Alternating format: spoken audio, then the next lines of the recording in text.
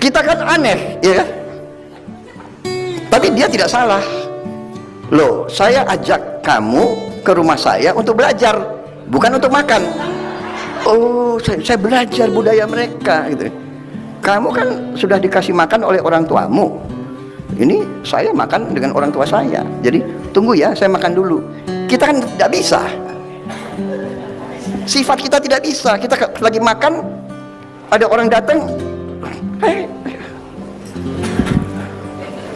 Ini. Nah, saking baiknya kita didatangi. Nusantara ini didatangi dari dulu ratusan tahun. Spanyol datang, Portugal datang, Prancis datang, Inggris datang, Belanda datang. Habis itu nggak mau pulang-pulang.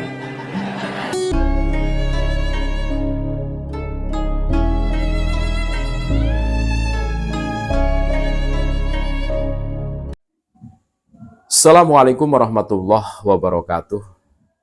Kita semua sudah mendengarkan cuplikan video bersama Pak Prabowo. Dalam cuplikan video di atas, Pak Prabowo menyampaikan kepada kita semua. Dulu Pak Prabowo itu punya teman. Suatu ketika sang teman mengajak Pak Prabowo ini belajar bersama, datang ke rumahnya. Lah, sampai di rumahnya masuk ke dalam kamar. Terus temannya Pak Prabowo dipanggil oleh kedua orang tuanya. Waktunya makan. Lah, sang teman ini berkata, kamu di sini belajar saja. Aku dipanggil ayah ibuku untuk makan bareng. Nah, ini kalau menurut adat kebiasaan kita, ini kan wagu loh. Ya memang niat awalnya temannya Pak Prabowo ini mengajak belajar, tidak mengajak makan, kan gitu tuh. Tetapi ya makanya tidak salah. Temannya Pak Prabowo tidak salah. Karena niat awalnya itu mengajak makan, mengajak belajar, tidak mengajak makan. Toh Pak Prabowo kan sudah dikasih makan sama ayah ibunya di rumah. Tentunya pikirannya orang-orang itu seperti itu. Lah, berbeda dengan adat kebiasaan kita. Kan gitu toh. Adat kebiasaan kita itu walaupun kita ngajak teman kita ya belajar umpamanya, terus kita makan sendirian atau bersama keluarga. Ini kayak gak tega loh. Ewoh pekewohnya itu ada, perasaan kita ndak enak. Masa ada teman terus kita makan sendiri. Nah, ini loh yang dimanfaatkan oleh orang-orang yang pengen menguasai Nusantara. Jadi rasa ewoh pekewoh enak ra kepenak ya, kalau istilah Jawanya, ini dimanfaatkan oleh orang-orang yang tidak bertanggung jawab ini. Termasuk Bani Ba'alwi ini. Bani Ba'alwi ini datang ke Nusantara dibonceng oleh Belanda untuk melemahkan perlawanan orang-orang Nusantara pasca Perang Diponegoro. Karena Belanda ketakutan. Seumpama Perang Diponegoro itu terulang kembali, walaupun cuma 5 tahun, tetapi dampaknya itu luar biasa. Menyebabkan krisis moneter. Sampai kerajaan Belanda pecah menjadi 3. Belanda rugi besar. Yang niat awalnya menjajah Nusantara mengeruk keuntungan sebesar-besarnya gara-gara Perang Diponegoro yang hanya 5 tahun. Nah, ini rugi besar. Makanya Belanda mendatangkan orang-orang dari Yemen, Exodus. Terus mereka diberi pakaian sebagai cucu Nabi, ngakunya. Dan hari ini terbongkar semuanya. Karena apa? Terbukti efektif. Ketakutan para santri itu pada saat seorang itu hidungnya mancung, kan gitu. Terus mengaku sebagai cucu Nabi. Mereka takut akan takriman wa ta'diman bahasanya. Nah, ini loh. Ini dimanfaatkan oleh mereka. Dan tipikal orang-orang Jawa itu ewoh pekewoh, enak ra kepenak. Makanya ada istilah yang sangat terkenal, wong Jawa lek dipangku mati. Nah, ini loh yang menjadi, nah, dan ternyata yang diterapkan oleh Bani Ba'alwi itu betul-betul efektif hari ini. Sesuai dengan apa yang disampaikan Pak Prabowo. Ada yang di situ itu membeli tanah. Terus modelnya tuh memeras keringat para muhibinnya. Tiap bulan harus ada atau setor, ada target 800 jutaan. Beli tanah, beli tanah, beli tanah. Luar biasa bukan? Setiap kegiatan pasti memeras para muhibinnya. Ditarget dalam 1 tahun ente harus bisa mengumpulkan 1 M umpamanya. Nah ini loh. Ini seharusnya menjadi perhatian kita semua. Karena apa? Menjaga negara kesatuan Republik Indonesia adalah tugas kita bersama. Begitu. Dan kita semua tentunya tidak asing dengan pembelokan sejarah, pemalsuan makam yang di atas namakan Habib. Dan ini bukan rahasia umum lagi, karena banyak sekali penemuan-penemuan yang ditemukan oleh saudara-saudara kita. Nah, ini memberikan sinyal bahwa mereka itu sangat berbahaya untuk kedaulatan negara kesatuan Republik Indonesia. Kalau mereka cuma menumpang saja di sini, ya itu tidak ada masalah.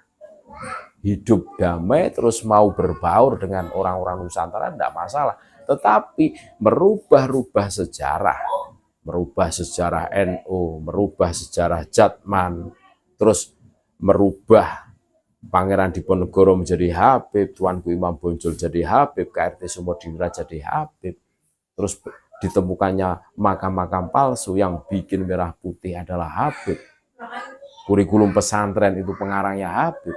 Nah, mereka mau menghegemoni. Ini jelas ada visi misi yang harus kita waspadai. Pada saat kecenderungan akal, otak orang-orang Nusantara itu mengarah ke Habib semua, jebret gitu. Mereka akan termehek-mehek. Ewuh pekewuhnya ndak bisa dihilangkan itu. Ini loh, pintarnya mereka itu memanfaatkan adat istiadat yang ada di Nusantara ini.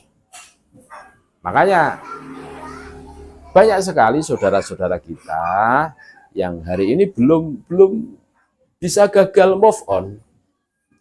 Padahal bukti-bukti sudah dibeberkan di depan matanya. Nah, mereka masih menghibur dirinya. Wah, ini bukan urusan saya lah. Kan gitu toh.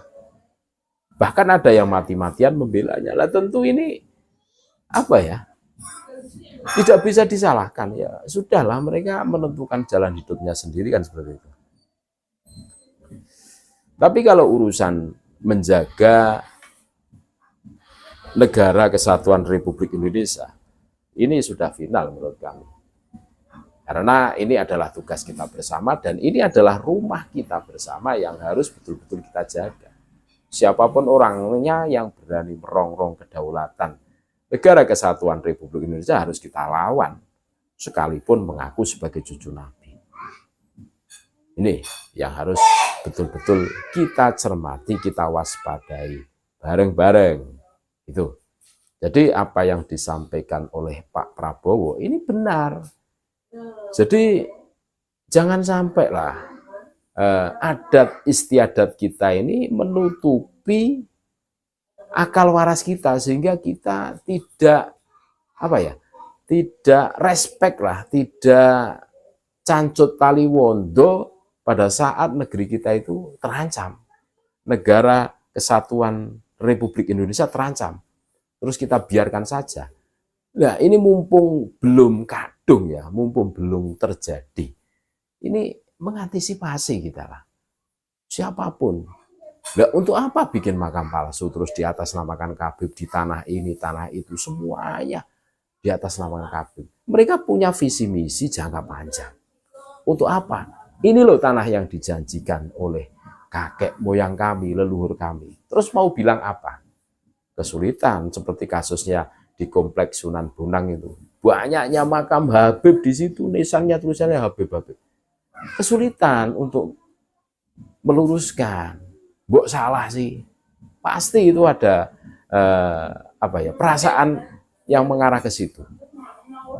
Tetapi kalau kita tahu ya langsung kita sikat bahwa ini memang betul-betul makamnya bukan Habib, makamnya pribumi. Tahu ini, sikat langsung. Harus diluruskan itu. Kita harus tegas kalau urusan ini. Jangan sampai membiarkan pola-pola orang-orang ini berkembang.